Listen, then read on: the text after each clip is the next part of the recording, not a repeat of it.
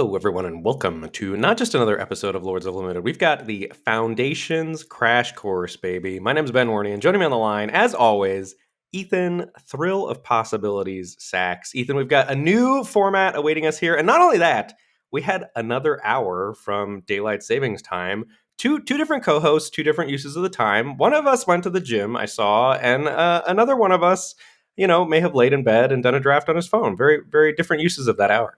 Are you drafting Duskmorn still, or are you dipping into Cube at all? Oh, no. Duskmorn for life, baby. I love Duskmorn. The Arena Cube just doesn't do it for me. If I'm cubing, I want to be doing Powered Cube on MTGO. But the Alchemy and Modern Horizons 3 cards are basically power. Yeah, but no, it just doesn't do it for me. I did do a draft of the Arena Cube with my brothers on Wednesday night. We hung out over Discord. And that was enough for me. That's just not my jam. Love Duskmorn for life for you. That's why we had to delay the 50 takes until next week, just so you could milk the format just a little bit more before we said goodbye to it. It was hard. I've started on the 50 takes already. I don't know if you saw that doc or not, but I could do 100 takes. It was really hard to, normally we're scraping the bottom of the barrel and this common works with this weird rare if you do this thing for number 42. There are more top 5 lists in this Duskmorn 50 takes than ever because there's just so much information to get out about the format. Yeah, I did see. You shared the doc with me, and I scrolled down, kept scrolling past 25, past 30, past 40. I was like, oh, I'm not gonna have to add anything here. I'll just pick and choose the ones that I want to do when we get to recording that. But that's next week. We're doing Foundations Crash Course this week. I had some people be like, I didn't even realize this was going to be draftable in paper. Not only is this draftable in paper, this is around for 5 years, folks. It's going to be around for a long time. Better hope they nailed it. Yeah, better hope they nailed it. And I think for Limited, they didn't, in the sense of it's, we'll say that this later, and not to say this as a disparaging remark, but it's a core set. It doesn't, a lot of the cards, I'm like, this doesn't feel like it's for me. There's some weird typal stuff sprinkled throughout that isn't actually Limited supported. I feel like it's there to just support things happening in the future of Standard or Pioneer or Modern or whatever. That I'm like, that's cool. I'm happy to get to draft this for a few weeks until we move on. I think it'll be fine. Yeah, I mean, Pioneer Masters is right around the corner, so I would imagine it'll be 2 to 3 weeks of Foundations. But, I mean, the archetypes look fun. I'm into drafting it. And we had someone point out, I think it was on Discord or maybe it was a YouTube comment, I'm not sure, but they were like, oh, this feels weird. Shouldn't you guys have already been doing a previews episode, and when's 50 takes? And I was like, oh yeah, we are we talked about this a little bit at the end of last week's episode, but we are doing things a little differently in terms of order, and we are going to be truncating things. We didn't do a previews episode largely just for 2 reasons. One, didn't want to miss out on reviewing the World's drafts last week for Duskmorn. That didn't feel like something worth missing. And 2, there are some new cards, but it's mostly reprints in this set. And so for you and I, and for I think a lot of our listeners, you will have played with a handful of these cards already. So doing a sort of full on, looking at the previews and looking at cards like they're new, it doesn't feel like it bears an entire episode. So we're going to try and jam a bunch in. We'll really be crash coursing this week into this episode, talking about some, archetype overviews, looking at the signposts, and then diving into our usual / updated usual crash course fare. Yes, I think. And then 50 takes next week. And then after pre-releasing and after having a chance to play with the cards for a week, then we'll be bringing you, here's the format, here's what's good, here's how to win. Right. That's the other thing, is that we don't have an early access streamer event in the middle of this week. And so us doing this episode and then doing another pre the regular release online episode, updating our evaluations after, a dozen drafts each. Well, we're not going to have that. So we won't have really new information. We'll each do a pre-release and that'll be about it. So yeah, but look, excited to dive into this. We haven't really talked much, but we have done, all of our crash coursey stuff for the week. And so again, if you have never joined us for a crash course, welcome. We do things a little different here. We aren't going to be doing a full card by card set review, though we have graded all the cards in a spreadsheet that you can find when you download the show. We're going to be trying to look at some big picture stuff. Like I said, we'll look at the Signpost Uncommons. And after having graded all of the cards and read over the full card image gallery, have an idea of what do we think feels like it has some support or not? What colors feel like what do they feel like they're doing? What feels like they're deeper at common or uncommon or rare, that sort of thing. And then we have graded the cards in our weird new, everyone has to join us grading scale that has letters and numbers, cats and dogs living together. we're going to look at cards where we have gradation differences, argue about those, and then we'll rank our top 3 uncommons of each color, our list of top commons, some notable commons to look out for, all that good stuff. Yeah, looking forward to it. And to be clear, Ethan said you have to join us. You do not have to join us in No. our weird grading scale at all. That was sarcasm for any new listeners, and we will get into that before we argue about the cards, so you can understand the insanity that's going on in our brains. And we also want to talk about, as we'll get into some housekeeping things here with our Patreon page, I want to talk about the new episode that dropped in the middle of last week, the premiere of Lords Unlimited. Big change. You know, we've only ever done one podcast a week in our podcasting career, and I think we actually did, but we did weekly. We did a monthly bonus episode for a while. That was born out of the Patreon, and that felt like a lot of work. And now we're like, you know what? Why don't we just do an extra episode every week instead? Well, yeah, but I think it's going to be a little more streamlined than coming up with a whole new topic. I think primarily they're going to be draft log reviews or diving into draft picks, us discussing drafts of the format. Not that it's only going to be that, but I think primarily that will be our go-to form of content for that podcast, right? Yeah, I think so. I like this. The idea that the phrase I keep latching on to is continuing the conversation, because I don't want to pigeonhole us, right? I want us to be able to, like, if there's some, I don't know, week 5 archetype I want to talk about, but like doesn't feel like it's as necessary for our primary listeners. And that's the other thing is, like, the goal isn't to bring content from that we would normally be putting in Lords of Limited and putting it on this other show. It's just a goal of like getting an additional conversation each week with you. That's the goal. Right. Yeah, so we're not going to be sandbagging information like the secret tech for the Lords Unlimited patrons. Like that is not it. So if you are a listener and have been listening to the show, and maybe you've been a $1 patron, or maybe you've never been a patron, the show is going to be exactly the same for you. Nothing is changing, other than I think the impetus for this is we've tried a lot of different things with our Patreon over the years, right? And I think the Discord has been wildly successful, and I think that is the premier draw to our Patreon page, and certainly I think the best reward and an amazing community. But we've tried a bunch of other things. We've tried having holiday parties at higher tiers. We've tried, like, you name it. We've done coaching wasn't really scalable. And then about a year ago, when Jonah was born, like, we just kind of realized we had Patreon tiers that didn't have lots of people at them, or that we weren't necessarily following through on our promises consistently because there weren't tons of people at them. And so we just basically axed the Patreon completely and stripped it down to bare bones. Yeah, once Jonah was born, it was like, I don't know what I'm going to be capable of doing. And we haven't really built anything back up since then. And like, people have been extremely patient with us. I think the early access thing was a simple enough addition. And that's something that we're interested in padding out a little bit more with this update. But we were like, this is something we can actually do. Like, podcasting is what we do best. And that's what is drawing people to our show, is the show. So why don't we just give people who want that more of that? Yeah, that's definitely ultimately the plan for sure. And I think the other thing to note about the current early access is it's not really early access. It's like maybe 12 hours in advance, like 24 hours in advance. It's not that early of early access. Yeah, so the goal here is to really pad out that Patreon podcast feed, which is exclusive to our Soldier tier and above on our Patreon page. And so we're going to be padding out early access a little bit, and that means the regular release of the episode is going to be on Wednesdays instead of Mondays. Same great show, new great time. It's so hard for me to not think of that. And the other thing is we'll be having this weekly, mini bonus episode continuing the conversation, Lords Unlimited, on that feed as well. You'll get one more episode publicly this week, and then starting episode 400 the following week, we'll be releasing those exclusively to the Patreon podcast feed. Yeah, so I think people are going to fall into a few different categories, right? There's going to be people who listen to Lords of Limited who've never been a patron and listen every week. And we thank those people to death. Like, we could not do this show without you. And nothing's going to change for you other than the episodes are going to be released on Wednesdays instead of Mondays. And then there are probably people who have been patrons for some amount of time, either a long time or not a ton of time, who've been at the $1 level at Discord, and Discord's still there. If you're that level of patron, again, just the episodes are going to be pushed back a couple days for you. And then for people who really are invested in the show, you use the phrase last week, investing in our most invested listeners. And I love that phrase.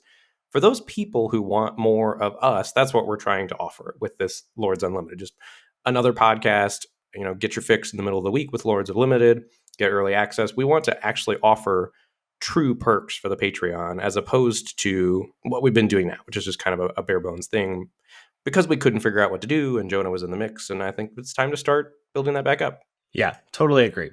So if you like the sound of that, if you want to head on over, if this is piquing your interest, if you liked the episode of Lords Unlimited last week, head on over to patreon.com/Lords of Limited and check out what options are available to you. I think one other thing we should note also about this change is this change was partially prompted by Patreon forcing all creators to move to monthly billing, right? That was another reason that we wanted to revamp our Patreon tiers because people, if you were a $1 patron, you got switched over to the $5 a month tier. And this is way behind the scenes. So if you've never been a part of Patreon, sorry, but I think if we owe it to our patrons to give them a real behind the scenes look here.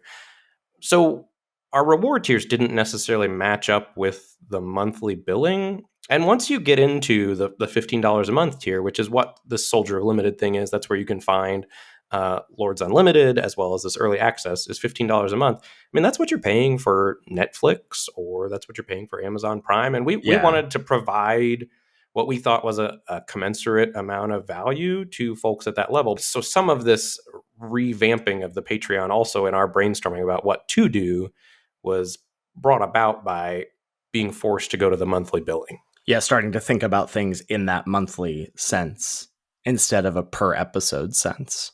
Right, and just how we could provide people with the best value at those different tiers.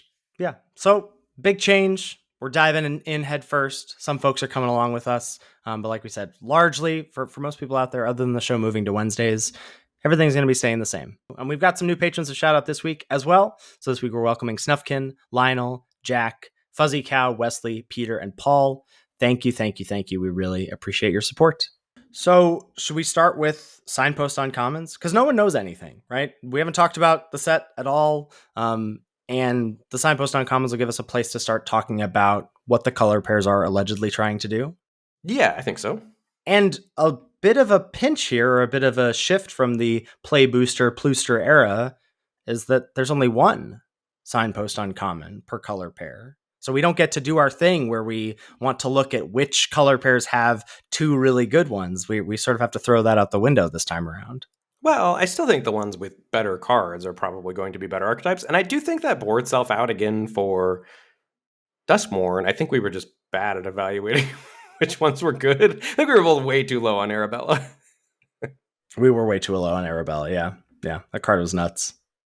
So if we look at the Signpost Uncommons here, we're going to start off with Blue-Red, favorite archetype of mine, and a banger returning here. We've got Balmor Battle Mage Captain, Blue-Red for a 1/3 Bird Wizard, and whenever you cast an instant or sorcery spell, creatures you control get +1/+0 and gain Trample until end of turn. Balmor's also got Flying, if you're following along audio only. This archetype looks extremely supported to me. Yeah, I am looking forward to drafting some Blue-Red instants and sorceries matter. Yeah, and I feel like that's something I want to touch on here because we aren't really going to do our usual, and by usual I mean I think we're done with that sort of archetype keyword support thing, because that ended up with us rattling off just a bunch of meaningless numbers.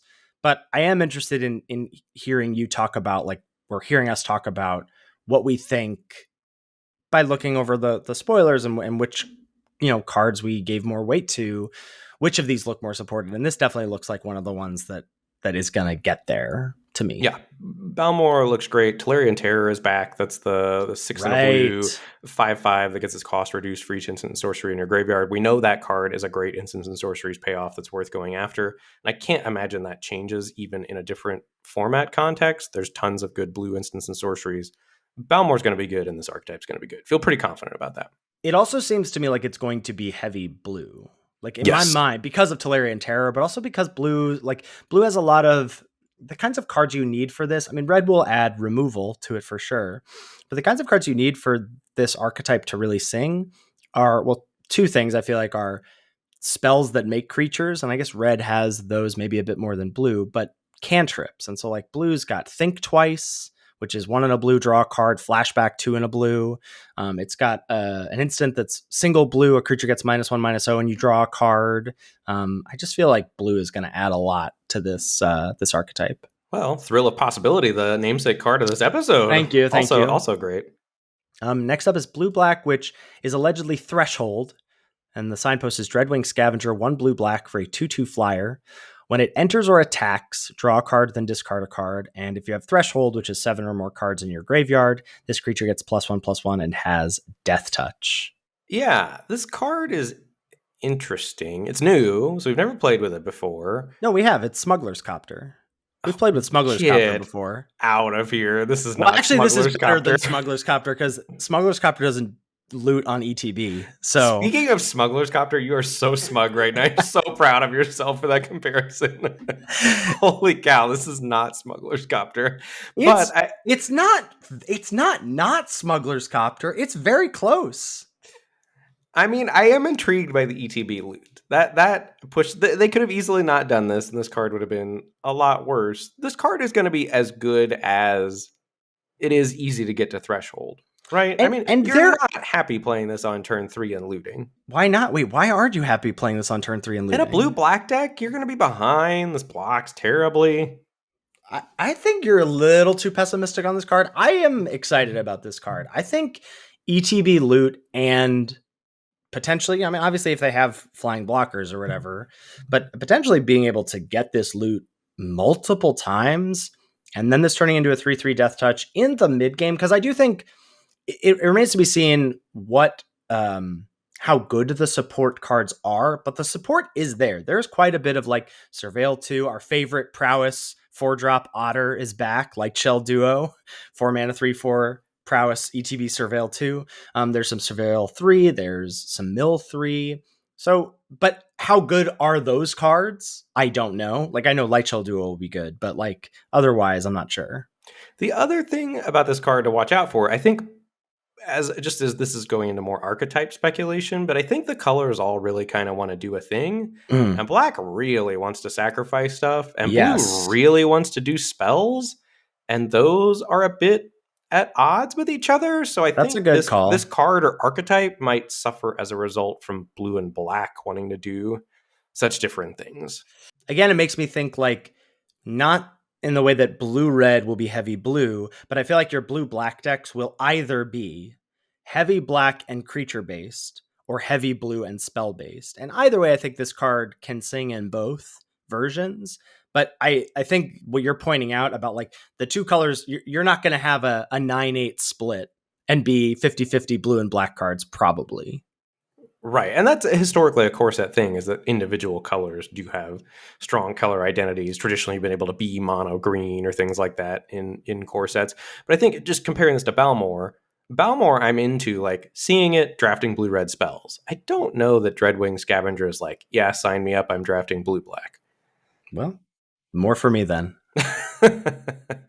Next up, Empyrean Eagle. This is 1 blue-white for a 2/3 flyer, and other creatures you control with flying get +1/+1. And blue-white, as it has been for lots of Magic's history, is going to be blue-white skies. Except if you had told me, guess what the signpost is based on looking at white and blue, It would have been blinking. Flash. Yeah. It's Flash. It's doing all this instant speed stuff. It has all of these like, flash in a thing, maybe even blinking. I didn't get blue-white skies from, sure, there are flyer, there's angels, there's birds, Healer's Hawk is back. Like, I don't know.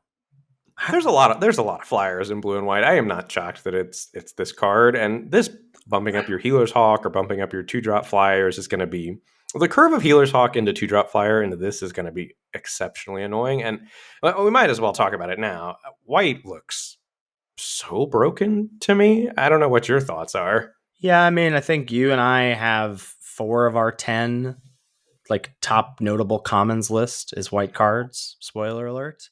But also commons don't matter. So remains to be seen. Yeah, I think that might be changing here for Foundations. I think commons might be back. Well, here's a little teaser. So on this week's Lords Unlimited, we'll be talking about rares. What can you give me your elevator pitch for rares? Because I will say I was underwhelmed. I was also not impressed, which is a boon for commons being back. Yeah, right. That's what I think the assignment was find 10 busted rares, and I could not complete the assignment. I got to like 8, and I was like, and I didn't like most of my 8. Yeah. Okay. Well, we'll talk about those a little later. So yeah, I think that is true that commons may be back just thanks to the rare power level being a little lower. I don't know. I don't know what to make of Empyrean Eagle here. Next up in black-white, we've got Fiendish Panda. This is 2 white-black for a 3/2. Whenever you gain life, put a +1/+1 counter on this creature. When this creature dies, return another target non-bear creature card with mana value less than or equal to this creature's power from your graveyard to the battlefield. This card does not excite me, but I will say the life gain deck does kind of excite me. It seems like the support is there from what we've seen. A lot of like incidental life gain, a good bit of life link. There's also a +1/+1 counter theme inherent to white and green. But white will have some of that. So like you can also pump up this creature's power otherwise. A 4 mana 3/2 is a tough sell, but I guess dies and gets back a 2-drop. I mean, 4 mana 3/2 that dies and gets back a 2-drop is not nothing, and also can grow into a threat that can't be ignored. I like this card a fair amount. I think it is on par with Dreadwing Scavenger for me. Like, I think both blue-red and blue-white, those cards make me want to draft those decks. I don't think blue-black or black-white do necessarily yet, but I do think black-white looks good. I just am less impressed with Fiendish Panda. I think that's more how I feel, and I agree with you. Balmore's the only one so far for me that I'm like, oh, I'd be interested in either pack 1, pick 1ing that, or seeing it pick 4, pick 5, and being like, cool, scrap my first 4 picks. I'll take that and see what's up. The next one's going to change that for you. Yep, an oldie, but a real goodie. Heroic Reinforcements is back. 2 red, white for a sorcery. Create 2 1/1 white soldier creature tokens. Until end of turn, creatures you control get +1/+1 and gain haste. This card's a banger, and I imagine will be an absolute banger again here. Yeah, and again, we've said this frequently, although we were low on red-white, and it was still great in Duskmourn. Yeah, red-white looks good, and I would be shocked if it were not good in Foundations. I agree. You know when you discover a new binge-worthy show, or a song that you play on repeat, or an underrated common in a new format, and you have to share it with your friends so they can experience just how awesome it is? It's kind of what it feels like when you discover that Mint Mobile offers premium wireless for $15 a month when you purchase a 3-month plan. It's such an awesome deal, there's no way you can keep it to yourself. Friends don't let friends overpay for wireless. Say bye-bye to your overpriced wireless plan and switch to Mint Mobile. $15 a month? That's less than a Foundations pre-release kit. So cheap! Use your own phone with any Mint Mobile plan and bring your phone number along with all your existing contacts. All plans come with high-speed data and unlimited talk and text delivered on the nation's largest 5G network. To get this new customer offer and your new 3-month unlimited wireless plan for just $15 a month, go to mintmobile.com/LOL. That's mintmobile.com/LOL. Cut your wireless bill to $15 a month at mintmobile.com/LOL. $45 upfront payment required, equivalent to $15 a month. New customers on first 3-month plan only. Speed slower above 40 gigabytes on the unlimited plan. Additional taxes, fees, and restrictions apply. See Mint Mobile for details. Next one. Oh, I'm so excited this is back, but I have no idea if it will be good. Tatyova Benthic Druid. 3 green blue for a 3/3 legendary creature with landfall. Whenever land you control enters, you gain a life and draw a card. So really, this is a 6-drop. Like you basically never want to play this without getting to then make a land drop and gain a life. Dangling a 5 mana 3/3 is not a good plan. You're going to be casting Grow from the Ashes on turn 3 into turn 4 Tatyova, praying and then dying to red-white heroic reinforcements. That's what you're going to be doing. Basically. No, I want to cast Grow from the Ashes after to get 2 triggers. There you go. Just live my OG Dominaria dream. I mean, Tatyova is probably the most powerful in a vacuum, but it also costs 5 mana, so that makes sense. But Tatyova unchecked wins the game. If you can get to the point where you have Tatyova in play, it survives, and you're making land drops, it's game over. Ramp value is the title for blue-green. Yeah, I mean, classic blue-green, big stuff, right? Blue-green stuff. Classic black-green graveyard stuff. Classic red-white aggro. I mean, it's Foundations. The color pairs are going to lean into what they normally do. Next up is green-white Good Fortune Unicorn. This card, I think, is excellent. This is, I think I'm higher on this card than you are. Yeah, I'm low. You should not be. 1 green-white for a 2/2. Whenever another creature you control enters, put a +1/+1 counter on that creature. I mean, similarly, this unchecked wins games too. Yeah, but it's such a poor body. I mean, I guess you could say that about Tachyova at 5 mana Yeah, also, but like there's not a ton of +1/+1 counter payoffs running around. but I don't I, think you need that. I think just like getting your stuff big, like Resolute Reinforcements. Now that's 2 mana flash, get 2/2/2s. Like I think this card's. I feel like if you're not played with this card that much, Probably not. Is it an arena cube or something? it's not an arena cube, but I've played with it a fair amount in various cubes. It's just very good. It's very good. So, how do you feel about this? My current take is that of the 4 white pairs, I would want to be red, white, and blue, white first and foremost, then probably black, white, and then probably green, white. Do you think that's wrong? I'm just not into blue white personally. And like maybe it just gets by because like blue white flyers is good, but I feel like blue white is doing a lot of different things. Like you're like talking about spells, then there's flash, then there's flyers, then there's maybe some blink stuff. Like I feel like green white is pretty clear what it's trying to do. Yeah. So I think, but all these white color pairs, I think, much like Dominaria United, I think you're going to be leaning into one of the To colors white, in yeah. most of the color pairs, and I think if you're leaning into white, which I think green white would with Good Fortune Unicorn, I think Mm-hmm. the best white decks are blue white. I think blue white and red white support white better than I think black white and green white do. I guess. Yeah, I can't rebut that, but just want you to get a little more excited for Good Fortune Unicorn. Even if maybe green white won't support it well enough, but the card is powerful. Okay. Red black, what's going on there? We got Perforating Artist, 1 black red for a 3/2 death touch with Raid. At the beginning of your end step, if you attack this turn, each opponent loses 3 life unless that player sacrifices a non-land permanent of their choice or discards a card. This is so weird. If you had looked through all of the black cards and all of the red cards and then been asked, what will the signpost be? You would say, oh, it's definitely going to have sacrifice on there in some capacity. I did not get raid aggro from red black. And maybe that's just because what I wanted to do is sacrifice, but black certainly. But there's 2 things. Black being so about sacrifice, and 2, red having a threaten effect at common, which is something they said they were not going to try and do with play boosters, which is interesting. But the threaten effect being at common, I'm like, we're doing it. Steel and Sacks back on the menu.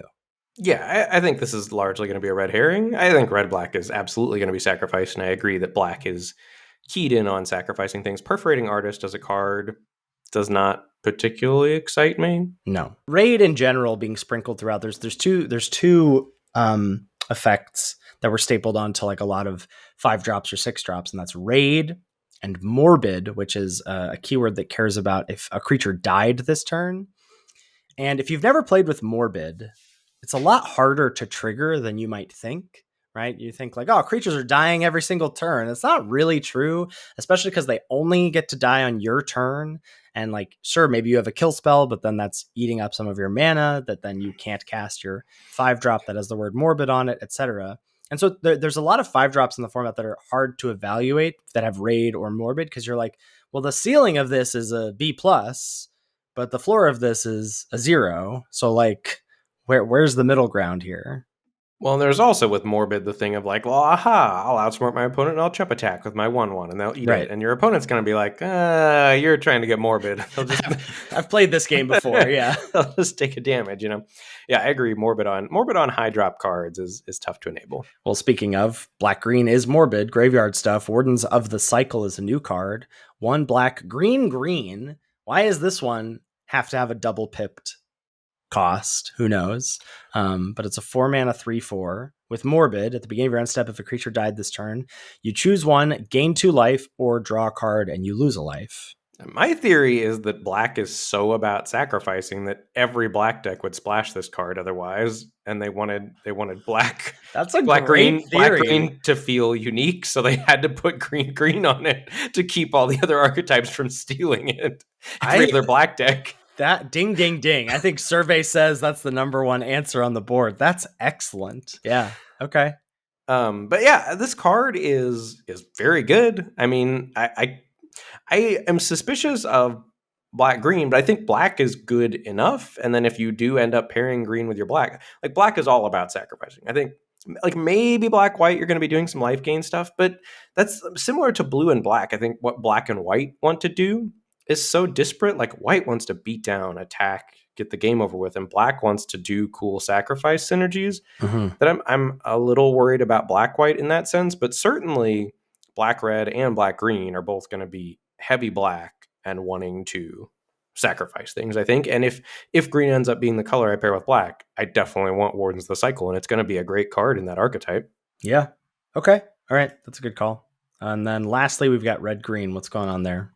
We've got Ruby Daring Tracker, red green for a 1/2 haste. Whenever it attacks while you control a creature with power 4 greater, it gets +2/+2 until end of turn, and you can tap it to add red or green.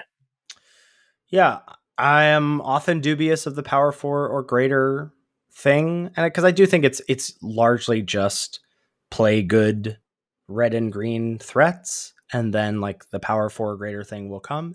But I do think it actually looks pretty good in this set, like in the sense of I think red green beats just like looks like it'll be a good deck, and having a 2-mana hasty ramper to get to your 4 drops and your 5 drops a turn early, I think is good. That's fair. I'm curious what your archetypes would be. If I had to pick out like my top 3 or 4 or 5, I think it would be for me blue red, blue white, red white, and then red black and green black or black sacrifice decks. Like I'm really excited about blue red spells, white aggro, and black sacrifice. Yeah, I think black white has legs. I'm really still. I mean, I could be wrong, and maybe it's just because I don't like the archetype generally. I don't think blue white looks that good to me. But maybe just white is good, and so blue white will be good. That's my feeling, is that Healer's Yeah. Hawk carries the archetype. Yeah, maybe that's true.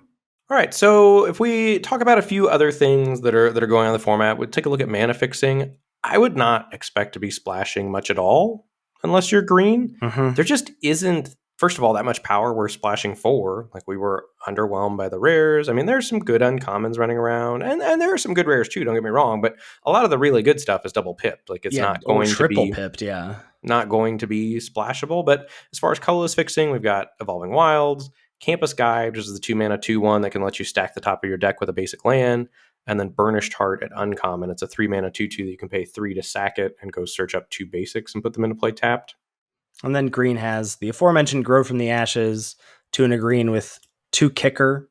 Search your library for a basic land card, put it onto the battlefield, then shuffle. If you kick it, you get to search up 2 lands. Notably, they come in untapped. So, on turn 5, you can kick this and then play a 2-drop. And then there's Bushwhack, which either is a fight spell or search for a basic land, reveal it, put it into your hand. And I think, as you talked about, like, there's not a ton of archetype bleed, like maybe in the Jund sacrifice space. But that's like about it. It feels like maybe blue green, but like you said, green will splash if at all. But I think otherwise you're largely going to be streamlined. Yeah, and that checks out for a core set as well. And not only streamlined, I would expect to be heavier in one color than another. Mm-hmm. So we won't go into all of the like removal stuff that we usually do, but talking about what we think might be the magic number is an interesting question. There are 2 common single mana 2 toughness deal with spells. So there's Burst Lightning, single red, deal 2. That's clean. There's no better way to say that. Burst Lightning is single red, deal 2, kicker 4 mana. So then for 5 mana, you deal 4 to any target. And then there's Stab, which is single black, -2/-2 to a creature. So that makes me think that 3 is the magic number. But there are a couple deal 3 spells. There's a Braid that's back. 1 on a red, deal 3, or blow up an artifact. And white has a single white, deal 3 to an attacking or blocking creature, and you gain 1. But both of those are uncommons, correct? Correct. So I do think that means Burst Lightning and Stab have your number.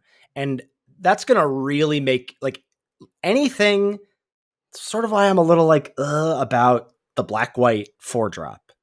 If that gets stabbed, that means it's dying as a 1-power creature. Yeah. And then you get nothing back. Like spending 3 mana, 4 mana, whatever, for something that has 2 toughness is kind of a nightmare in the face of Burst Lightning or Stab. Yes, I agree. I would expect 3 to be the magic number. Okay. Healer's Hawk, being back, I'm not thrilled about that. We should shout out what this is for folks who haven't played with it. It's single white for a 1/1 flyer with lifelink. And that on turn one is going to be a real grown test for the format, I think. Well, especially because there's ways to augment it. Like Yeah. there's the pickaxe is Yeah, back. Gold Vein Pick is back. 2-mana artifact. Equip cost of 1. Equip creature gets +1/+1. And whenever it connects, you make a treasure. That's a match made in heaven right there. So maybe it will be splashing. Maybe I should have put Gold Vein Pick in the colorless mana fixing. There was 5-color Gold Vein Pick aggro back in the day. That's true. That's very, very true. Yeah, Healer's Hawk I think is going to be a bit of a scourge, but white does, as we'll talk about when we get to its commons, or when we get to our list of commons, you'll see a few white cards there. Like white's commons look juiced, and I do think that power from commons, especially with the we have the less of one less signpost per color pair. Like I do think that means you're going to be more incentivized getting deeper into a color, and white just feels like the place to be for me currently. Well, several places to be. I do think that's my current feeling is that commons might be back. I'm excited about the potential of commons returning in the play booster era. Certainly in white, blue, and black. It looks like there are a lot of commons in those three colors, and those are going to be reflected certainly on my top 10 commons that matter list.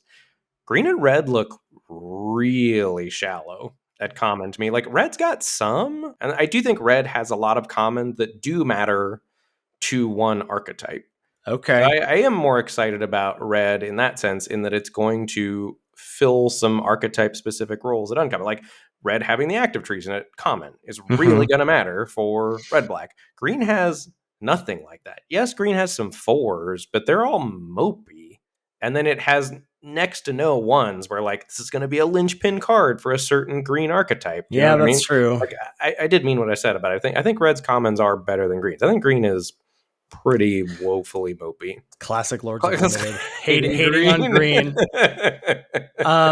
We talked about it, but Black Sacrifice looks super supported. It just looks like that's what it's going to be trying to do. If you're a base black deck in any of the 4 color pairs attached to it, you're going to be doing some amount of sacrificing.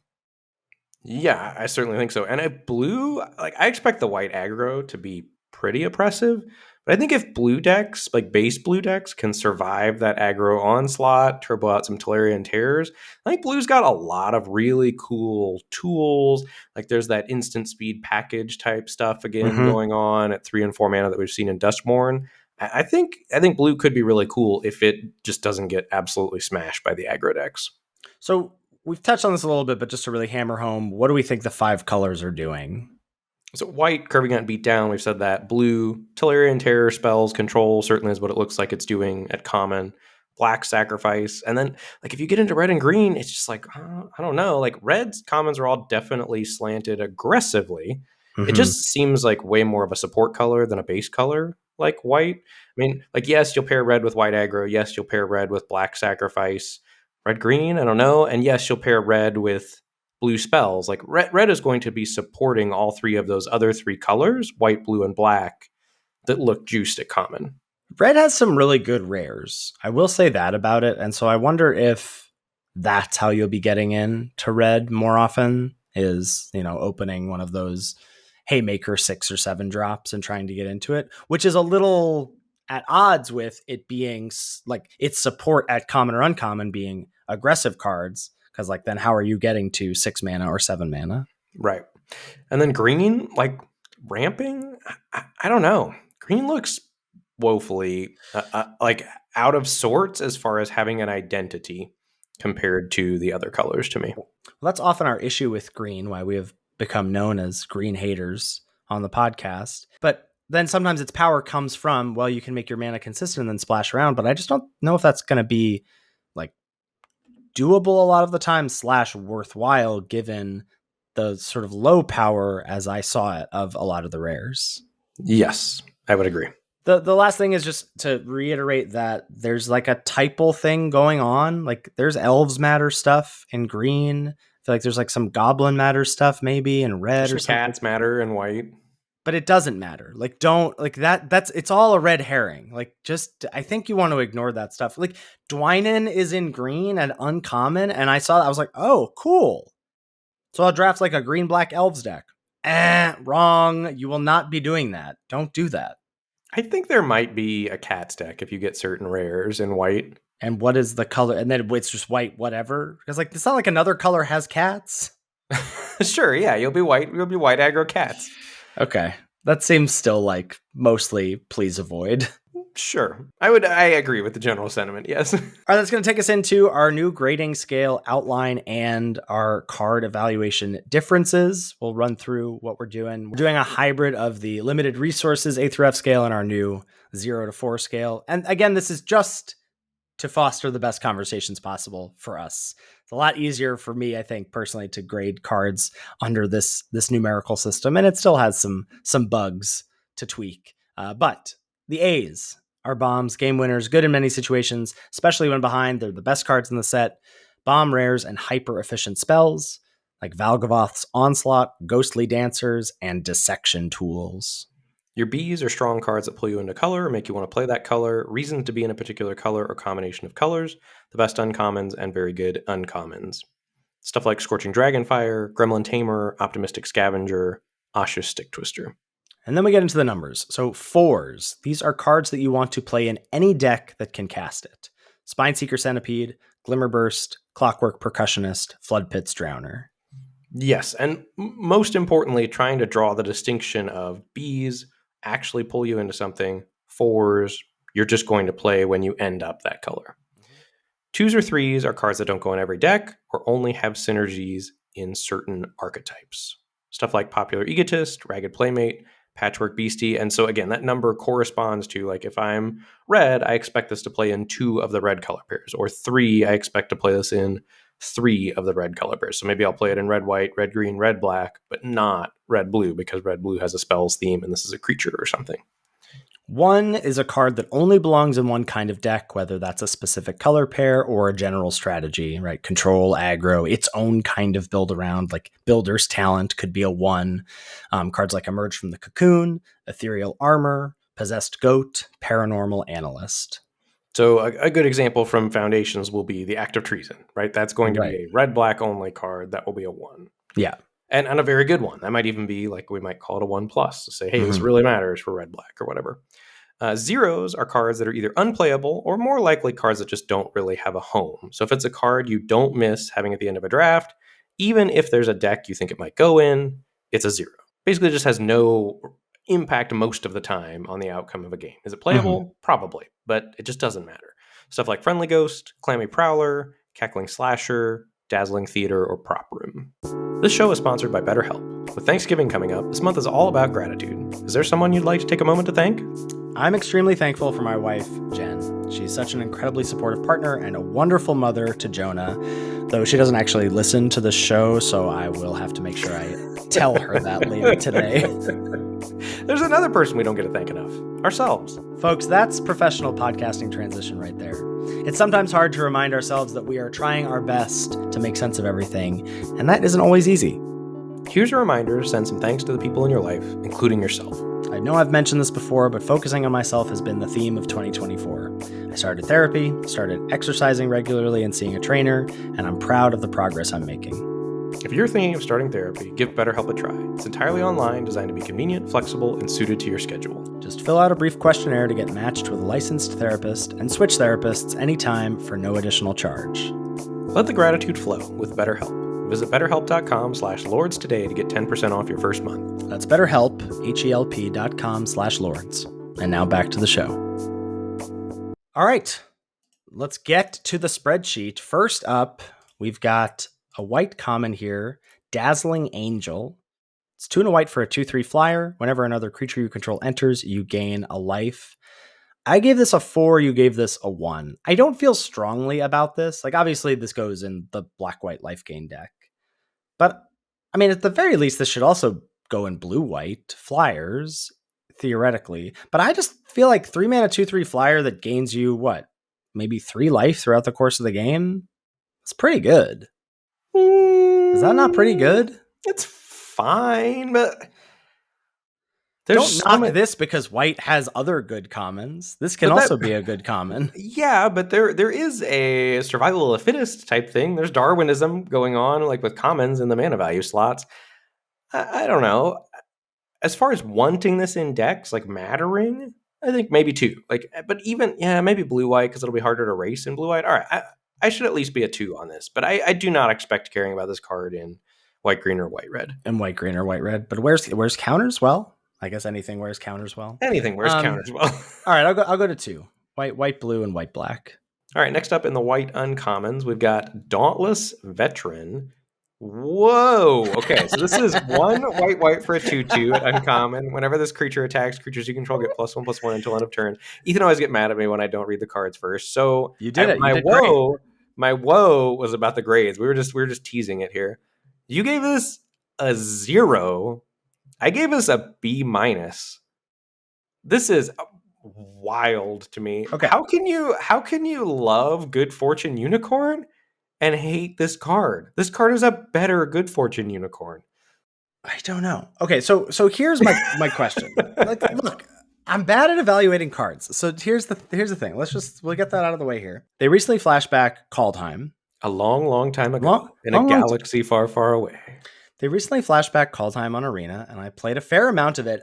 Known hater of flashback drafts, Ethan Sachs, played Call Time. It actually held up, IMO. That might be like my current GOAT at the moment because it's like the only flashback format I feel like I enjoyed. There was a card different to this, but it was 2 and a white for a 2/2, and it had the boast ability, so when it attacked, you could pay 1 and a white to give your attacking creatures +1/+1 until end of turn. Okay. That is worse than this. I understand. Significantly worse. That card was bad. Like that card was just did not matter at all. And playing a 3-mana 2/2, and this is a 3-mana 2/2, and now maybe white isn't actually going to be that bad of a cost because like all of your white decks are going to be heavy white anyway.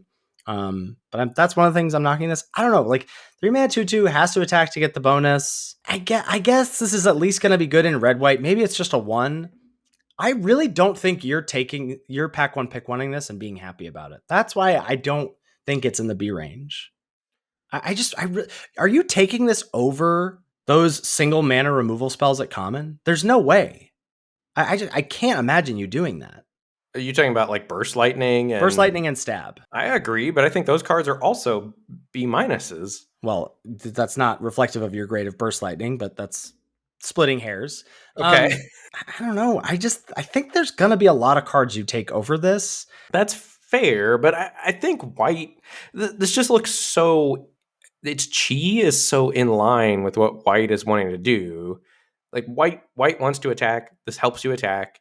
It's going to be attacking as a 3/3, a 3-mana 3/3. Presumably you're going to be playing tricks. Like I think any white deck that goes Healer's Hawk, 2-drop, Dauntless Veteran, you're going to be saying, oh my God. You gotta stop using, but this curve, that's a God curve. Like, yes, 1-drop, 2-drop, 3-drop is actually very good and limited. I agree with you. And when that 1-drop is Healer's Hawk, it's pretty good. But that can't be your example of why this card is good. That is my example of why this card is good. I'll go to a 1 that this matters in red white because that's like go wide. I think beyond that, I just want a 3-mana 3/3 over this. I am a little scared about it dying to Stab and Burst Lightning. That is something I hadn't considered. Like playing this and then it getting snapped off that way will be a huge bummer. So maybe it gets knocked for that.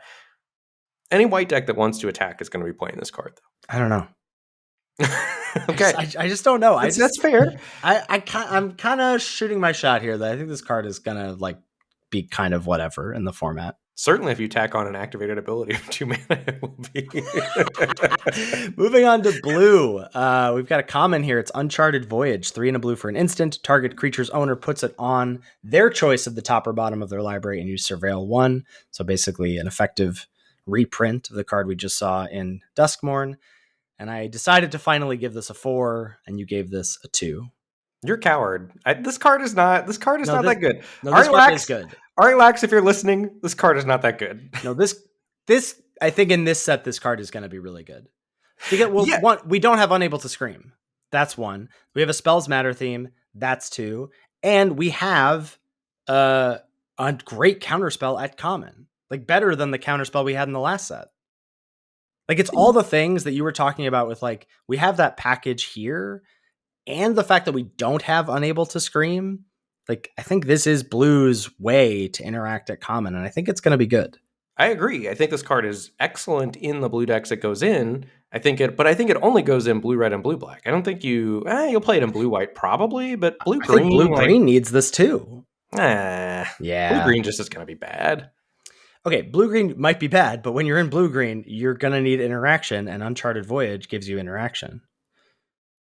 I do agree. I like this card in the context of this format. I think it will perform well here for all the reasons you listed, the package of cards that go alongside it, etc. I don't think every blue deck is going to be super jazzed about this card. I think when Healer's Hawk, and I know you're sick of the Healer's Hawk bell already, but it's fine to like anchor it. White is a very aggressive, and I think when you're spending 4 mana on your removal spell against decks that are going to be beating down, and I think that's what the aggro decks look like they're going to be doing in this card, or playing this card against heroic reinforcements. I just don't think it matches up well against the aggro strategies. So I think you really want to put it in the right home, which to me is blue red and blue black. That's why I gave it a 2. Okay. In the conversation of Unable to Scream, the next card on our list is not one we necessarily have to argue about, but I want to talk about it. Witness Protection has been reprinted from Streets of New Capenna, and it is effectively exactly the same as Unable to Scream, except instead of making it a 0/2, it makes the creature a 1/1. Is it crazy to think this will be good? I don't know. That's what I asked myself when I got there. Like, why I was so sure that Unable to Scream was going to be great. And I remember Witness Protection being bad and thinking that Witness Protection was bad. It having 1 power matters quite a bit for double blocking and things like that. It like does. Just giving your opponent a 1/1 when they've got a 2/3, then all of a sudden they can put their 2/3 and their 1/1 in front of your 3/3. And Unable to Scream didn't let them do that. I also think if this were there's a couple things. One, I think if this were Duskmourn, where I thought the power level was a little more juiced, like if there were things that I'd be like, I have to be able to answer this no matter what, I think I'd be a little more excited about Witness Protection. Even having looked at the rares, I don't know if I feel that way about them. But the second thing is the amount of sacrifice that exists in black makes aura removal like this worse. Yes. So we both gave Witness Protection a 0. That is one I've got my eyes on, though. Like, I could see that being better just because it's 1 mana. Interesting. Yeah, I did consider when I got to that card. I did and too. Ultimately ended up on 0. Next up in the uncommons, we've got Aetherize. This is 3 and a blue for an instant at uncommon. Return all attacking creatures to their owner's hand. You gave us a 0. I gave us a 2. I love this card. I'm a sucker. I know you do. You love this effect. This is... We don't need to argue about this. This is just you loving this. Whoa! Effect. No. This is again gonna go in blue red and blue black. No. You're never cutting this from those archetypes. Oh, I'm raising my hand. I will cut this. Well, I guess I won't be cutting it because I'll never pick it. Stop. Certainly, you can't be talking to me about a package of things with Uncharted Voyage and then not want Aetherize in that same package. This is just like sideboard against red-white specifically. Like, that's it. This card doesn't do enough. The thing you're imagining, like, people just don't attack with a lot of creatures that often. It just doesn't happen. And so you're going to spend 4 mana to bounce a thing, maybe 2 things. Is that even good when everything has an ETB? No. Like, this card is really not good. Okay, I just put together that this was way worse than Uncharted Voyage.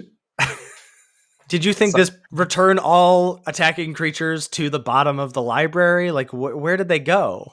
I like this effect. Stop bullying me. Uncharted Voyage is better than this card. It's not great. No, this card is bad. This next card is great.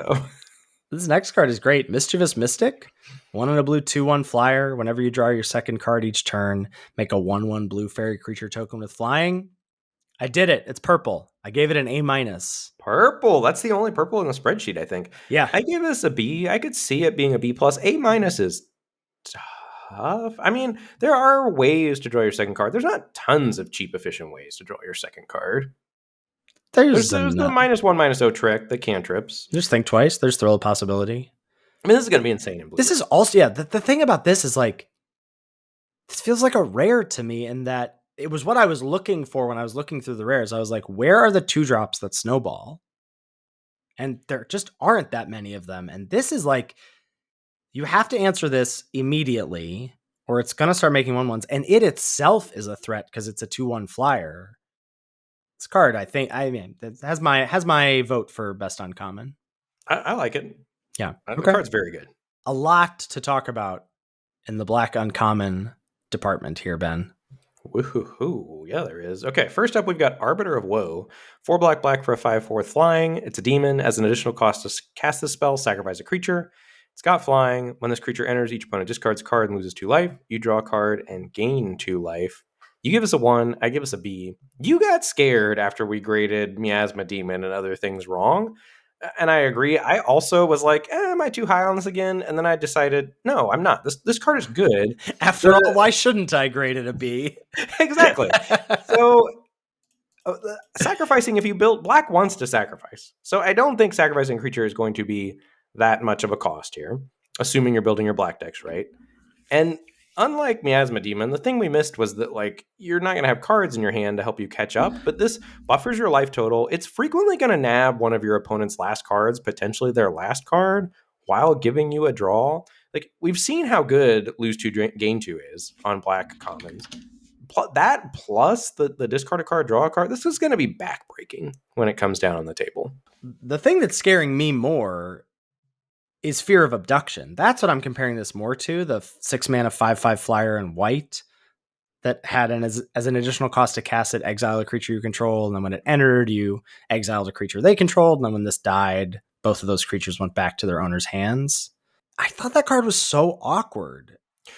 And yeah, I agree that context matters. Black wants to sacrifice. Black has fodder to sacrifice. This card is powerful. Well, and also, like, they're different formats. I think Dustborn is juiced. Like, this format does not look super powerful to me. And Arbiter of Woe looks like a powerful effect in a format where it's kind of hard to come by some raw power. And you want to take this over Stab. Pack 1. There it is. Stop. The fact that you're not like immediately, oh yeah, for sure. That just means this can't be a B. You got me. I think you got me. It could be a 4, maybe Stab is a B plus, and this is a B, or Stab is also a B. Okay, yeah, maybe Stab is just nuts. Stab is really good. I think this card's good. Okay, yeah, I think I see what you see, but you're right. I am scared. B might be aggressive. Might be a B minus. Might be a 4. It's definitely better than Miasma Demon and Fear of whatever. Yes, I agree with that. Moving on, we've got Infernal Vessel, 2 and a black for a 2/1 human cleric. When it dies, if it wasn't a demon, it comes back with 2 counters on it, and it's a demon in addition to its other type. So 3 mana 2/1 dies into a 4/3. I gave this a B minus. You gave this a 1. Yeah, this is just too poor of stats on the front side for me. I think, like, yes, you're going to want sacrifice fodder in black. This is not where I want my sacrifice fodder from. And I want my sacrifice fodder to generate value or like incremental advantage rather than a bigger body. Like, I would imagine I'll play this in black red, and that's it. That's why I gave it the 1. And even then, I don't think I'll be super excited about it. I wasn't thinking of this as sacrifice fodder. I was more thinking of this as like, it's just annoying to face. Like, you can't really attack your 2. You can't, what are you trading your 2-drops off with this? And then they get a 4/3? That doesn't feel very good. So you're looking at it as a defensive body? Yeah, just good stats. 3 mana 2/1 dies into a 4/3 seems just good to me. Because you're making up for. I just feel like this is going to be annoying to face. Yeah, you're selling me. I don't know if it's B minus levels of annoying to face. Yeah, maybe it's, but yeah, it's tough to know. Like, you're going to get matched up against blue-white flyers, and they're going to laugh at this. Yeah, you're right. You can definitely fly over this, and it doesn't really matter. It being annoying plus a body you're fine to sacrifice is kind of selling me. I'm coming certainly closer to you. It's definitely, I feel like it's definitely a 4. Every black deck I think is going to be happy to play this. Would be my guess. Okay, I'll sign up for a 4. Okay, I have no idea how to evaluate this next card. It's so fun. Talk to me. This is Midnight Snack, 2 and a black for an enchantment with Raid. At the beginning of your end step, if you attack this turn, create a food token. Then you can pay 2 and a black to sacrifice this enchantment. Target opponent loses X life, where X is the amount of life you've gained this turn. You give us a 0. I give us a 2. I initially had this at like a B-, which is way too high. I just, you know me, I love a good build around that does nothing.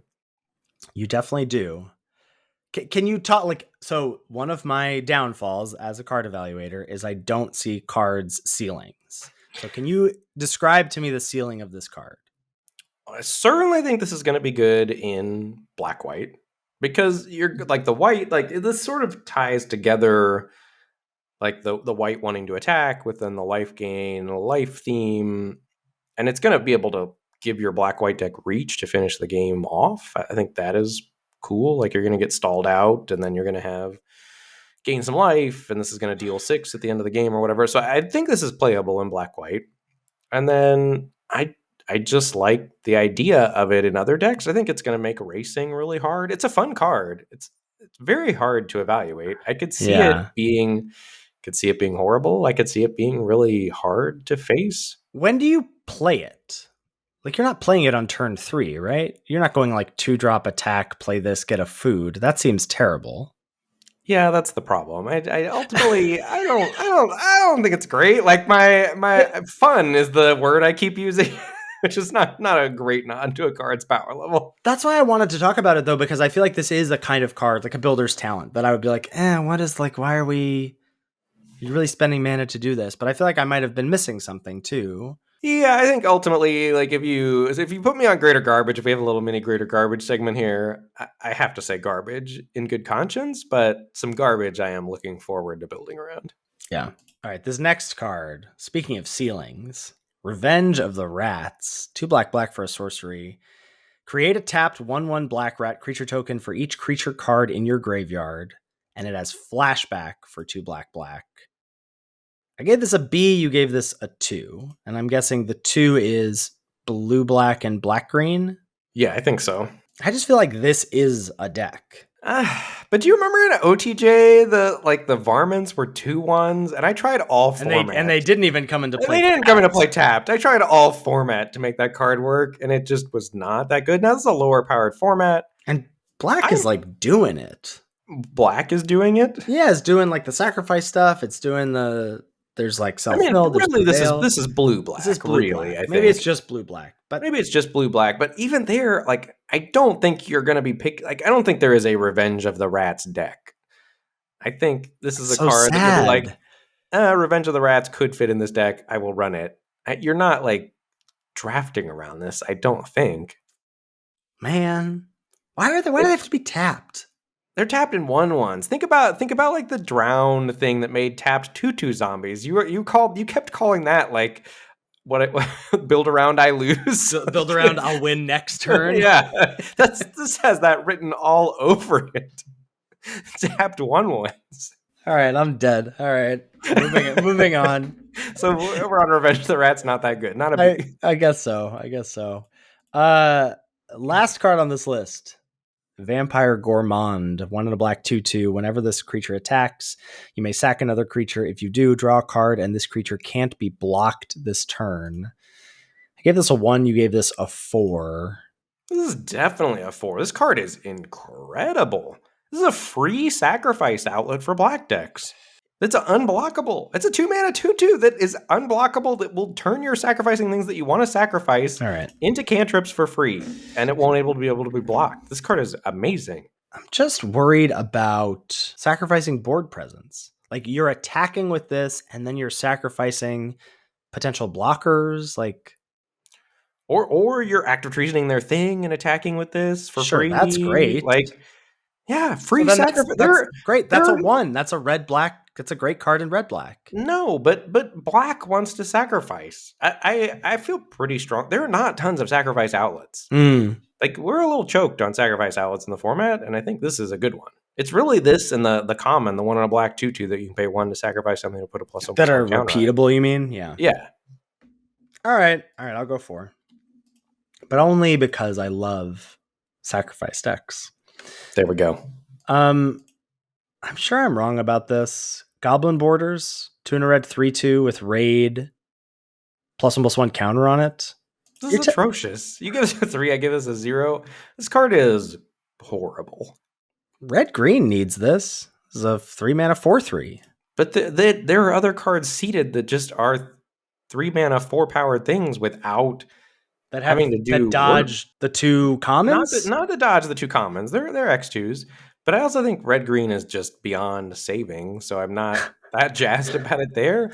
This is the definition of, like, you're telling me you're gonna miss Goblin Borders at the end of a draft? If only I had a couple Goblin Borders, this deck would be a 10. Yeah, like, get out of here.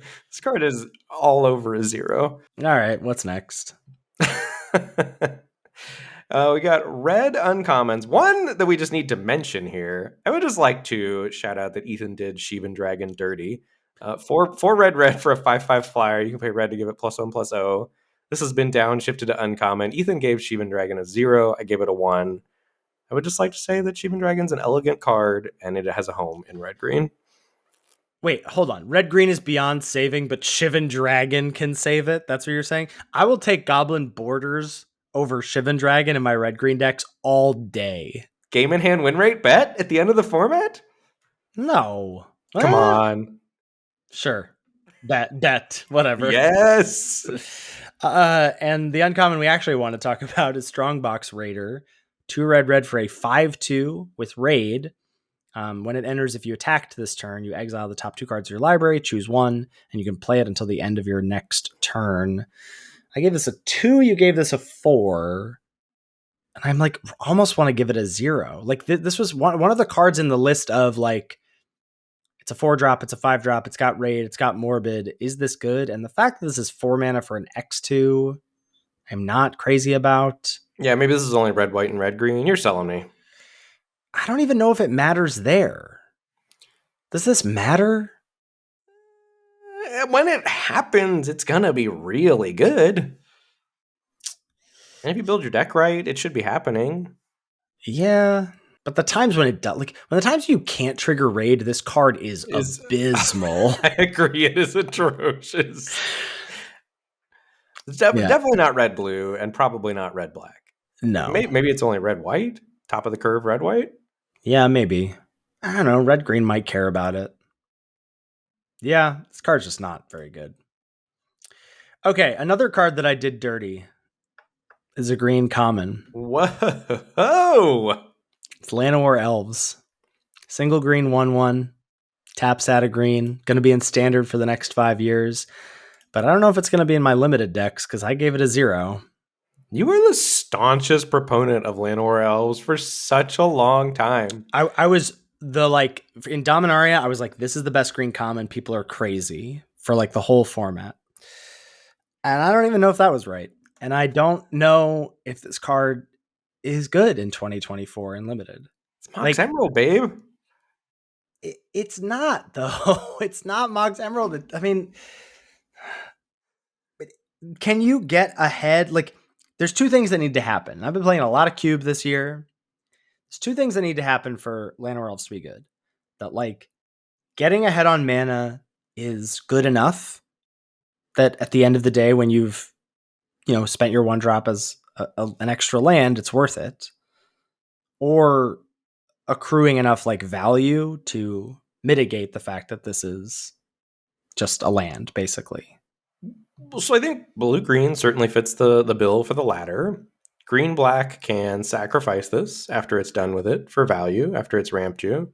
Okay. Green-red can ramp you to bigger threats. I mean, that's a tougher sell because it's not like you're ramping into Minsk and Boo or whatever. Right, exactly. What's the last one? Green-white definitely does not want this. Correct. So you're playing Llanowar Elves in this format. Green-blue and green-black will definitely play Llanowar Elves. I'm quite confident in that. Green-blue for sure. Green-black maybe. All right, I'll go 2. Llanowar Elves is tough. I appreciate the philosophical taking of a stand, though. Thank you. Even though I immediately walked it back. All right, next up we've got Treetop Snare Spinner. This is 3 and a green for a 1/4 spider with reach, death touch, and the activated ability 2 and a green, put a +1/+1 counter on target creature you control, activate only as a sorcery. Is this a reprint? I don't think so. I've never seen this before. This card's excellent, I think. You gave it a 2, I gave it a 4. It's gonna be horrifically annoying. Yeah, but you're only playing it in green, blue, and green, black. Green, white is not playing this, and green, red is not playing this. You're correct. Yeah, but it'll be like a 2+ in green, blue, and green. Right. I mean, this holds the ground and the skies. Death touch is great. I mean, the activated ability is just gravy. Like 4 mana, 1/4 reach, death touch. Sign me up. Is this the best green common? Should this be on my top? Should this be a notable common? I guess we don't have. I don't commons think listed so that way anymore. I don't think it belongs on the list. I don't know. It's powerful though. It's powerful. Moving on to the uncommons. There's Needle Tooth Pack. I don't feel good about this, but I wanted to talk about it. 3 green, green for a 4/5 with Morbid. At the beginning of your end step, if a creature died this turn, you put 2 counters on target creature you control.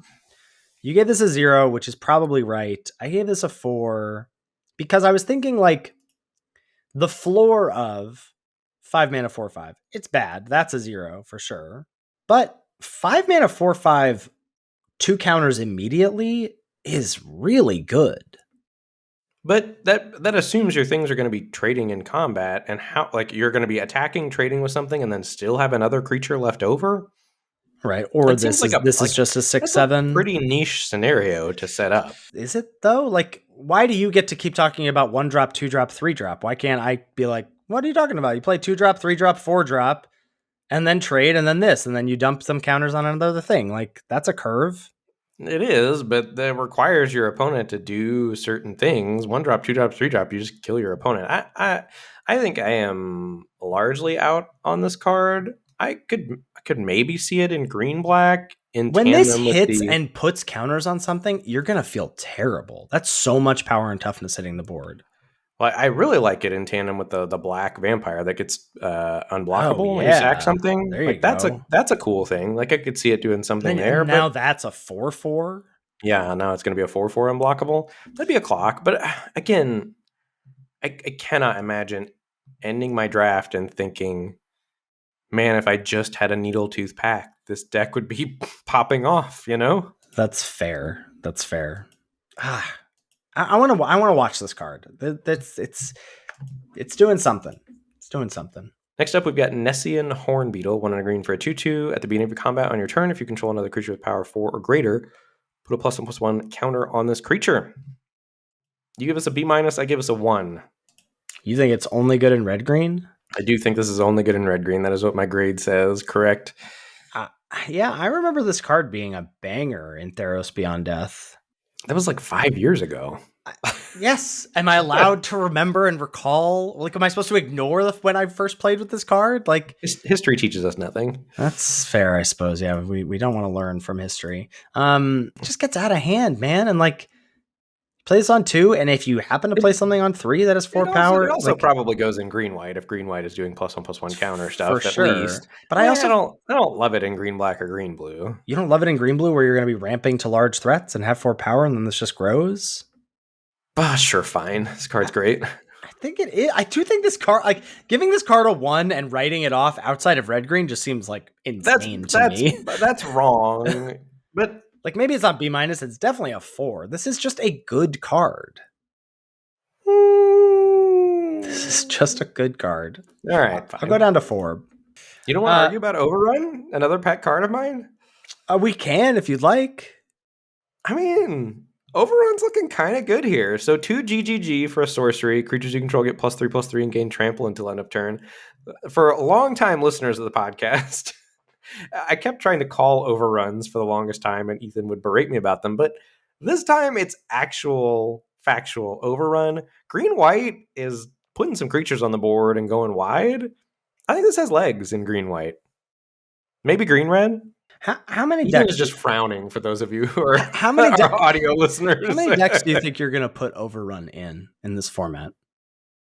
Number of decks? How many decks? I'm not even going to ask you how many times you're going to cast it. How many decks do you, Ben Werney, expect you will put overrun in? Not many, because I don't like to draft that type of deck. Okay. But like the homes where it's going to be good are archetypes I think are bad. What? That's just a great phrase. It's true. This will I be don't good think in bad decks. yeah, Okay, sounds like a bad card to me. it's gonna give those bad decks the way to Mize wins. Green, white, red, green. Yeah. Okay, great. You're gonna play some 4-powered things in red, green, and then cast an overrun, and you're gonna be swinging for 21 trample damage. Yeah, sure. Wow. I just don't like cards that are only good in one specific board state. Like I can't get behind cards like that. That's fair. This card hasn't been good for like again, speaking of, that was 6 years ago. Overrun wasn't good 6 years ago. I'm not sure why it would be good now. There's just one land that I want to talk about here, which is Rogue's Passage. It's a colorless land, and it also has the ability 4-tap target creature can't be blocked this turn. So I had no idea what to give a number because we haven't really solved what the number scale is for colorless cards. But I don't think it's a 0. This card does matter. You will have decks, I think, where you say at the end of it, I wish I had a Rogue's Passage. Now, it's often like your 18th land. This is a reprint for folks who don't know. It's often like your 18th land, but also with how, like, I think heavy into one color you'll be. Like, it seems like a lot of decks are going to be like real strong, like 10-7, 11-6. Like, a colorless land is less of a cost in those decks, I feel like. And this does, like, I don't know, it does win games. For two types of decks, like, it can help aggro decks push through the last bits when the opponent is theoretically stabilized. And it can also just, like, your control deck, once you've been like, got everything figured out, this helps me win with whatever. Maybe it's a costier mana base, though. You'd have to have really good mana before you're playing Rogue's Passage or want an 18th land. I like it more as an 18th land in like a blue-green deck or something like that. Yeah. I think it's gonna matter, though. That's my feeling. I don't know. I don't know where. As far as like, will I include this sometimes? Probably. Will I ever pick it highly? That I cannot imagine. Yeah, I guess that's a good question. Like, when do you have to pick it?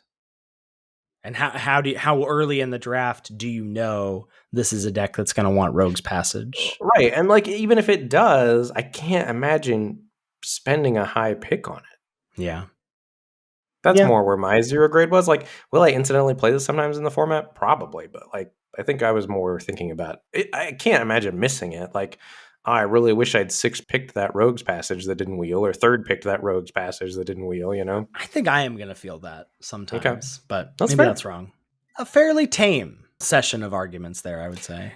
Well, a lot of the cards we've played with before, there are a lot of reprints. Yeah, it's like a 2/3 reprints. And it does sound like we are largely on the same page about what we expect to be good also. So we'll either both be right or like Duskmore and both be wrong. That takes us on to our card rankings, where we've got a top 3 for the uncommons in each color and then a list of notable commons. And Ben just wants to talk about every card in the set, and he's got a couple other lists to go through. I do not. I'm not going to go through my multicolor uncommons list. I got that out of my system when we talked about the archetypes. Thank you very much. I'm going to kick things off with white uncommons.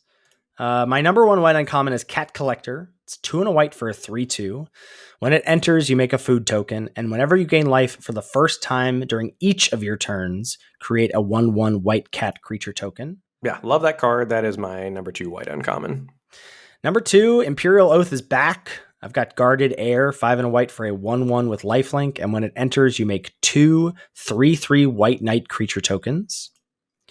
And number 3, I've got Sunblessed Healer, 1 and a white for a 3/1 with lifelink, and it has Kicker, 1 and a white. When it enters, if you spent the kicker cost, you return a non-land permanent card with mana value 2 or less from your graveyard to the battlefield. Yeah, Sunblessed Healer also made my list. That is my number 1. That card is amazing. It's very good. It's really, really, really strong. So I'm excited about. I think Sunblessed Healer and Cat Collars are can't misses to me. And then I put my money where my mouth is. My number 3, Dauntless Veteran, 1 white white for the 2/2 that whenever you attack gives your team +1/+1. Godspeed. But You're like the thing I thought about guarded air being in my top commons list. I just don't think white wants a 6-drop. That might be true. Card's so good. It's like also then eminently splashable. In a That's format where fair. maybe Like, yeah, splashing no, isn't but going to happen, but like, certainly. But I like it as a splash in a blue green deck more than I like it in a white deck. But that's interesting. So I did end up on Dauntless Veteran partially because of how aggressive I see white looking. yeah, that's fair. All right, blue uncommons. Number 1, Mischievous Mystic, 1 and a blue for the 2/1 flyer. When you draw your second card each turn, make a 1/1 blue fairy creature token with flying. Number 2, Faebloom Trick, 2 and a blue for an instant. Create 2 1/1 blue fairy creature tokens with flying. When you do, tap target creature an opponent controls. And Micromancer, 3 and a blue for a 3/3. ETB, search your library for an instant or sorcery card with mana value 1. Reveal it, put it into your hand, then shuffle. Yeah, no Urborg repossessions to go get this format, though, unfortunately. That's true. That's true. I think Micromancer will somehow manage to still be busted, though. Yeah, I've got the same top 3 as you, Mystic number 1, and then I swapped your number 2 and number 3. So I have Micromancer 2, Faebloom Trick 3. But those are all just excellent cards. For sure. Moving on to black, an oldie but a goodie, Vampire Nighthawk is my number 1. 1 black for a 2/3 flying Death Touch lifelink. Number 2, Vengeful Blood Witch, 1 and a black 1/1. Whenever this or another creature you control dies, target opponent loses a life and you gain a life. Ooh, baby. And I put the Infernal Vessel there. Maybe I'm wrong. The 2 and a black 2/1 dies into a 4/3. Interesting. Yeah, I have Blood Witch number 1. I think black is so about sacrifice that I can't imagine taking Nighthawk over Blood Witch. Pack 1, pick 1. I don't know. Nighthawk is so good. Nighthawk's really good, but just doing the thing by itself. It says no work. I'll do the work. Drain 2, gain 2. Yeah. Black's so about sacrifice. I really like Blood Witch. So I've got Blood Witch 1, Nighthawk 2, and then my number 3, put my money where my mouth is, Arbiter of Woe, the 5/4 flyer. I like it. Moving on to red uncommons. Number 1, I've got Abrade, 1 in a red instant, deal 3 or destroy an artifact. Number 2, another reprint, Heartfire Immolator. This is 1 in a red for a 2/2 uncommon with prowess.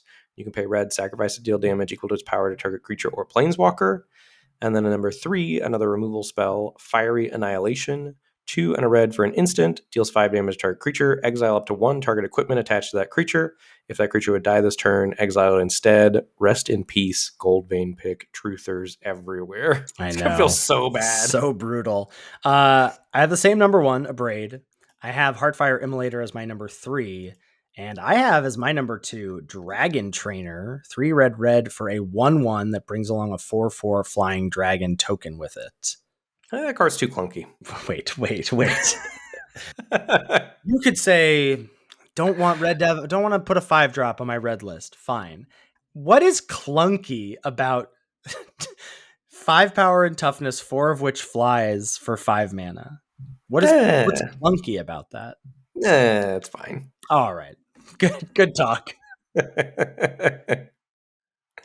Moving on to green uncommons. What do you got going on? Elvish Regrower number 1, 2 green for a 4/3. When it enters, return target permanent card from your graveyard to your hand. Hello. Felling Blow is my number 2. It's 2 and a green for a sorcery. Put a +1/+1 counter on target creature you control. Then that creature deals damage equal to its power to target creature and opponent controls. And Nessian Hornbeetle, the 2-drop that gets a counter on it if you have something with power 4 or greater. Yeah, I've got the same 1 and 2. Elvish Regrower looks pushed. But it's tough because it's like pushed in a sea of extremely mid cards. That's fair, yeah. Number 3, I put Snakeskin Veil. Single green for the instant, put a +1/+1 counter on something, and it gains hexproof until end of turn. That seems real strong to me. I like that take. Yeah, Snakeskin Veil looks excellent in any format, but also in this format. Like, especially if you're like in green white with Healer's Hawks. I know $1 for every time I've said Healer Hawk this episode, or a drinking game. I don't know. People are going to be wasted. Yeah, well, it's like everything is like pretty good with Healer's Hawk. Good with Healer's Hawk. Well, Healer's Hawk is pretty good, which takes us to our list of 10 notable commons. A lot of white cards. I've got Banishing Light, 2 and a white enchantment, exile something until this leaves. Felidar Savior. I think this is a functional reprint. 3 and a white, 2/3 with lifelink. And when it enters, you put a +1/+1 counter on each of up to 2 other target creatures you control. That's a banger. Helpful Hunter, 1 and a white for a 1/1. When it enters, draw a card. Hello. Love this little guy. Healer's Hawk, single white 1/1 flying lifelink. I almost didn't put Healer's Hawk on my list, but That is then blasphemy. I thought that Ben would tear me a new one. So here we are. I also think it belongs there for what it's worth.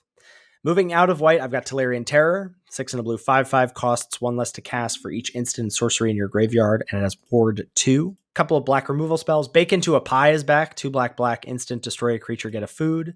I have Stab on my list as well. Single black, creature gets -2/-2 until end of turn. I also have Soul Shackled Zombie on my list. 3 and a black for a 4/2. When it enters, exile up to 2 target cards from a single graveyard. If at least one creature card was exiled this way, each opponent loses 2 life and you gain 2 life. The gain 2, drain 2 creatures in black are always overperformers. I've got Burst Lightning, single red instant, deal 2 to any target. If you pay the kicker cost of 4, it deals 4 damage to any target instead. And Gold Vein Pick, the 2-mana equipment, equipped creature gets +1/+1. When it connects with a player, you get a treasure, and it has an equip cost of 1. Okay, so classic fashion, I somehow put 11 notable commons. I just counted here. Love commons so much. Can you put one of them on your other list or no?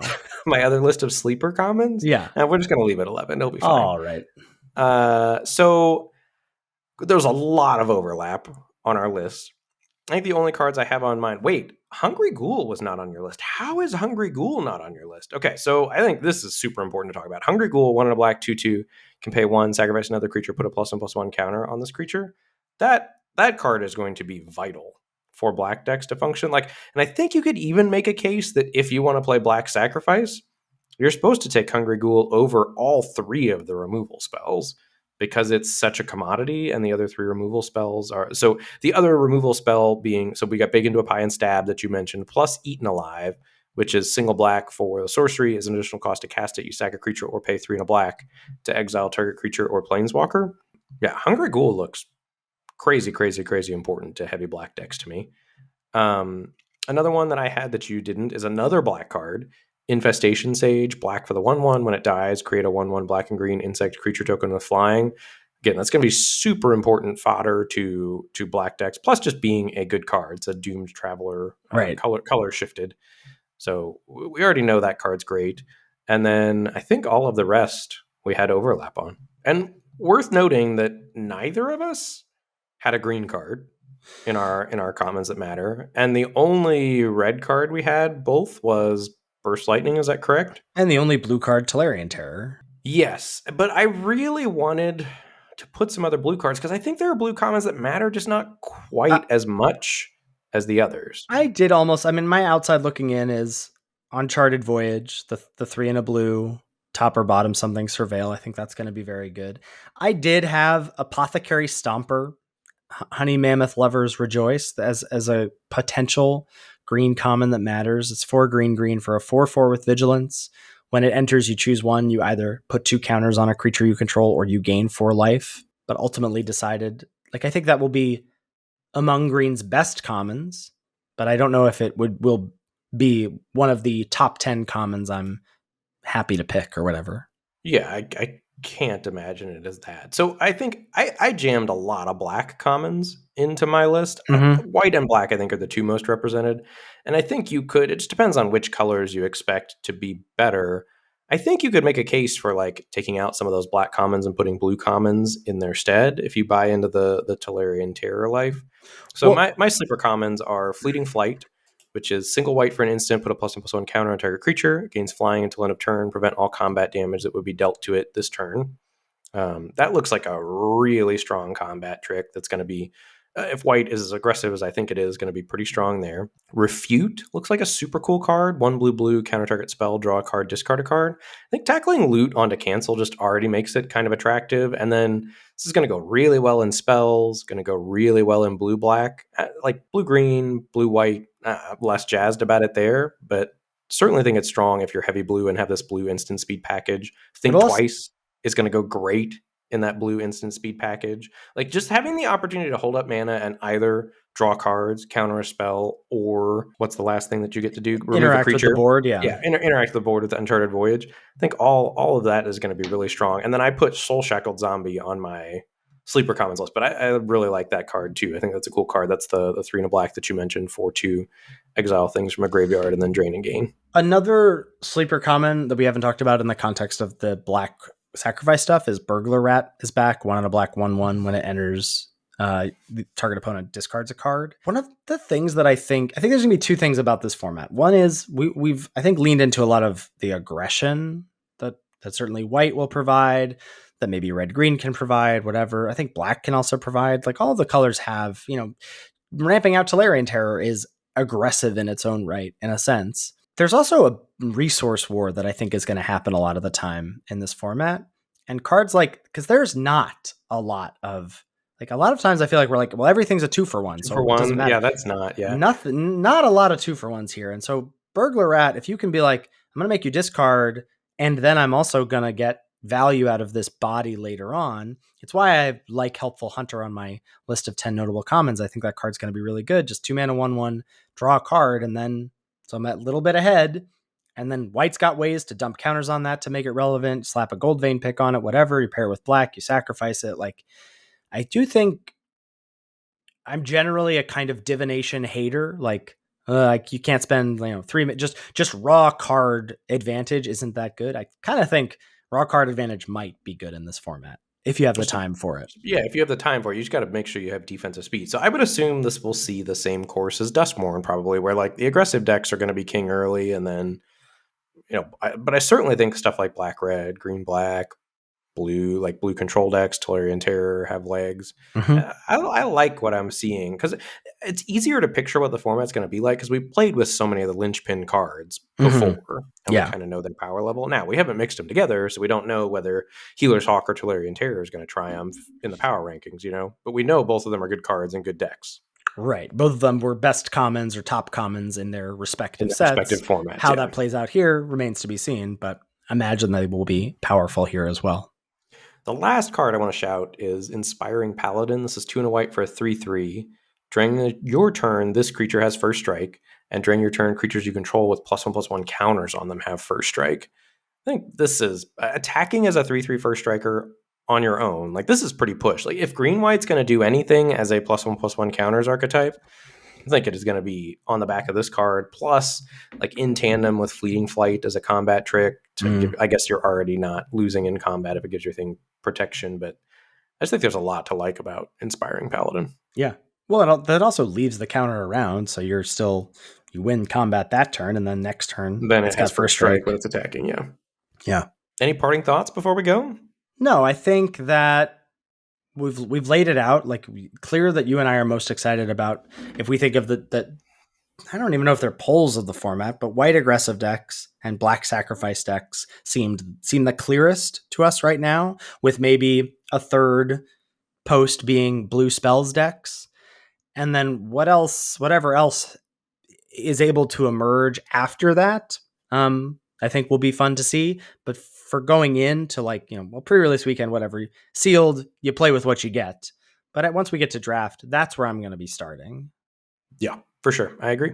No other thoughts from me. I think I left it all out on the field, laid it all out there in the episode. I feel like you do this. You say anything else. I'm never saving anything else. Nobody needs to bother listening to Lords Unlimited. We're going to be tapped at the end of every episode. Great advertising right there. Save your money, folks.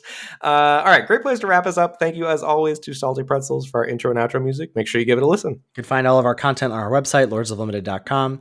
Links to our episode backlogs, our tier lists. You can also find our Twitch streams, respectively, our YouTube channel, where you can find the episode as well. All of that's available at lordsoflimited.com. If you've got any feedback about the show or any questions, shoot us an email at lordsoflimited@gmail.com. Thanks so much for listening, and we'll catch you next week for another episode of Lords of Limited. Thanks, everybody. See you later.